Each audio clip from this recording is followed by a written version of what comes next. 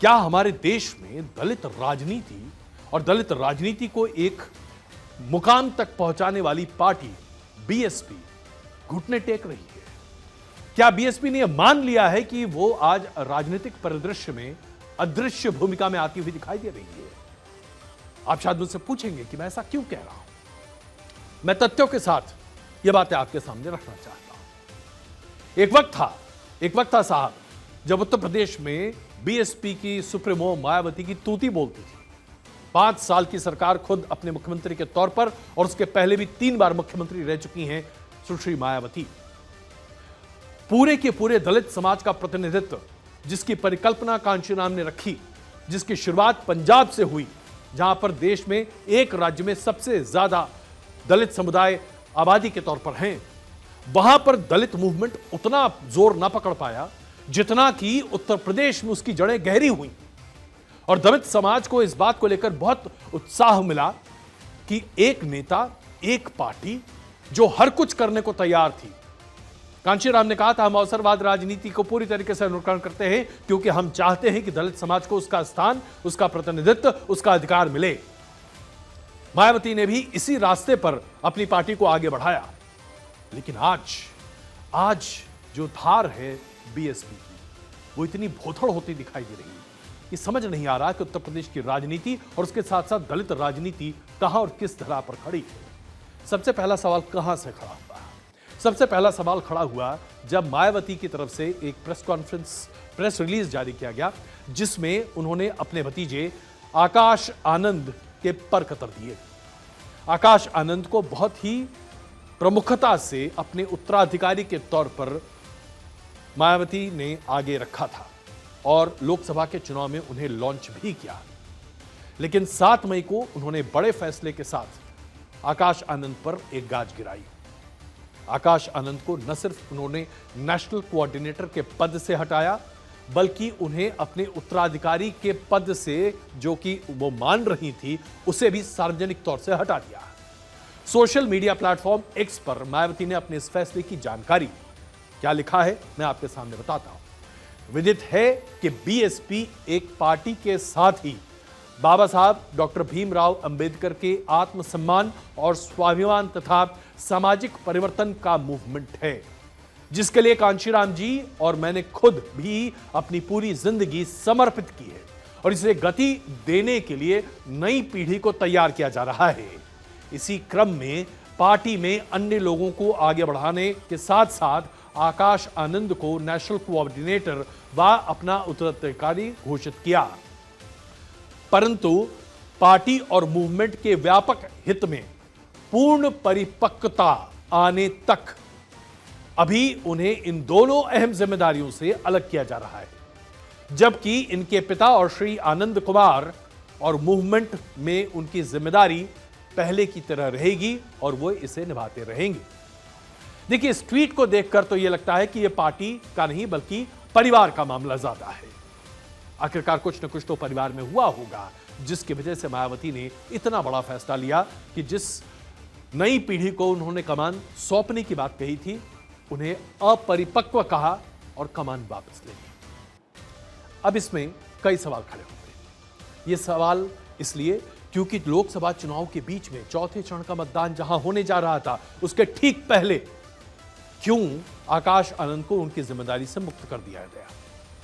पिछले कुछ समय से अपनी रैलियों में बीएसपी मतदाताओं के बीच में काफी चर्चा में बनी हुई थी, लेकिन अचानक मायावती के इस फैसले से यह चर्चा खत्म होती दिखाई दी। क्या वास्तव में आकाश आनंद राजनीतिक रूप से समझदार नहीं है, या विरासत को नहीं समझ पा रहे, या दरअसल इसके पीछे यह सोच है कि कहीं मायावती जी का भतीजा मुश्किल में तो ना पड़ जाए?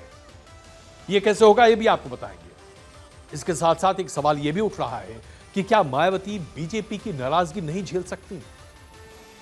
आकाश आनंद ने चुनावी सभाओं में जिस आक्रामकता के साथ भारतीय जनता पार्टी और समाजवादी पार्टी को घेरना शुरू किया था, एक ही तंज, एक ही सेंटेंस में, ऐसा लग रहा था जैसे कि बीएसपी अपनी खोई जमीन को न सिर्फ प्राप्त करने की कोशिश कर रही है, बल्कि इस चुनाव में अपना दम दिखाना चाहती है। लेकिन 10 रैलियों के बाद अचानक आकाश आनंद को उनके काम से छुट्टी दे दी गई। कहने को यह आया, सुनने में यह आ रहा है कि अपनी अग्रेसिव स्टाइल की वजह से आकाश आनंद को किनारे किया गया, क्योंकि वो डायरेक्ट अटैक कर रहे थे। उन्होंने रावण के ऊपर भी डायरेक्ट अटैक किया था, जो दलित समाज के एक नेता के तौर पर उभर रहे हैं। ऐसा माना गया कि इस अटैक से फायदा रावण को होगा और बीएसपी को नुकसान होगा, जिसकी वजह से आकाश आनंद के ऊपर अंकुश लगाने की बात कही गई।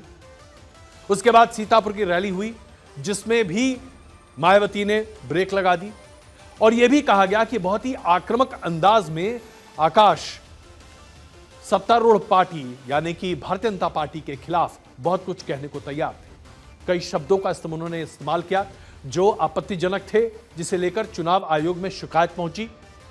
एक रैली के बाद आकाश आनंद के खिलाफ एफआईआर भी दर्ज किया गया और ऐसा माना गया कि हो सकता है कि उनका चुनावी भविष्य खतरे में पड़ सकता है। इसे देखते हुए सबसे बड़ी दिक्कत यह आ रही थी कि जहां बीएसपी ने बहुत ही संतुलित आधार पर उत्तर प्रदेश में बीजेपी और इंडिया अलायंस से एक दूरी बना रखी थी, उचित दूरी, और बीच में एक डेलिकेट स्टैंड बना रखा था। इस डेलिकेट स्टैंड को आकाश आनंद की अग्रेसिव कैंपेनिंग से काफी असर पड़ा। चलिए, ये तो आकाश आनंद की बात हो गई, लेकिन क्या अपने उत्तराधिकारी के तौर पर आकाश आनंद को हटाया जाना बीएसपी की नीतियों पर एक बहुत बड़ा हमला नहीं है? जरा आप सोचिए, मायावती ने अब यह कहा है कि तमाम रैलियों को वो खुद संबोधित करेंगी। चौथे फेज का जो चुनाव है, यहां से लेकर 7वें फेज के मतदान तक जो पूरा उत्तर प्रदेश का इलाका है, यहां पर दलित समाज का अच्छा खासा प्रभाव है, जनसंख्या के आधार पर भी अच्छी खासी पकड़ है। बीएसपी अपना करामात यहां पर दिखा सकती थी, लेकिन जब मायावती ने यहां पर पार्टी को बैकफुट पर रखा, तब यह सवाल उठने लगा कि क्या मायावती बीजेपी से जो अपनी दूरी बनाकर रख रही हैं, इस दूरी में आक्रामकता दिखती है क्या इसकी वजह से बीएसपी के और बीजेपी के संबंधों पर असर पड़ सकता है? क्या कोई ऐसी टैक्टिकल अंडरस्टैंडिंग बीजेपी और बीएसपी के बीच में थी जिस पर असर पड़ रहा था, जिसकी वजह से मायावती ने यह बड़ा कदम उठाया? देखिए, सवाल कई हैं, क्योंकि इसमें कोई शक नहीं है कि उत्तर प्रदेश की राजनीति में आज बीएसपी को बड़े पैमाने पर वोट कटवा के तौर पर देखा जा रहा था, और वह इसलिए क्योंकि मायावती ने इंडी अलायंस से न सिर्फ गठबंधन न करने की ठानी, मायावती ने कई मौके पर अपने उम्मीदवारों की लिस्ट भी तैयार नहीं की और सामने नहीं रखा। अब इससे सवाल ये उठता है कि क्या बीजेपी, जो कि 2014 के बाद से लगातार विधानसभा और लोकसभा के चुनाव में दलित वोट बैंक पर सेंध लगाकर उसे अपना वोट बैंक बना रही है, इससे कोई भी परहेज बीएसपी को नहीं है? कहीं कोई शिकायत नहीं है? और अगर शिकायत नहीं है तो फिर कांशीराम के सपने का क्या हुआ? वो सपना जहां पर दलितों को खुद अपना अधिकार होना था, अपना प्रतिनिधित्व होना था, जहां पर जोड़ तोड़ की राजनीति के आधार पर दलित साम्राज्य बनाने की बात कही जा रही थी, जिस परिकल्पना को कांशीराम ने शुरू किया था, जिसे जीवित किया मायावती ने, क्या मायावती खुद उस परिकल्पना को अब दफनाने में लग गई है? ये सवाल इसलिए भी खड़े हो रहे हैं क्योंकि देश में आज बड़े पैमाने पर अगर देखें तो देश में दलित प्रतिनिधित्व बहुत ही साइलेंट है, न के बराबर है। और वो इसलिए क्योंकि शुरू में दलित का प्रतिनिधित्व बड़े पैमाने पर कांग्रेस ने अपने कब्जे में रखा था।